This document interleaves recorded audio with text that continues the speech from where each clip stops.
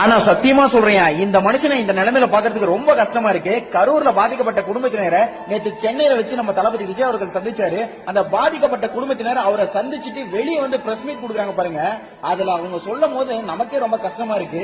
ஏன்னா அத்தனை குடும்பத்தினரோட காலிலே அந்த மனுஷன் விழுந்து அழுந்து மன்னிப்பு கேட்டிருக்காரு. தயவு செஞ்சு என்ன மன்னிச்சிருங்க, உங்க குடும்பத்துக்கு என்ன தேவையா நான் பாத்துக்கிறேன், என்ன தயவு செஞ்சு உங்க குடும்பத்துல ஒருத்தரா ஏத்துக்காங்க அப்படின்ற மாதிரி கதறி அழுந்திருக்காரு. எல்லாரோட காலிலே விழுந்து மன்னிப்பு கேட்டிருக்காரு.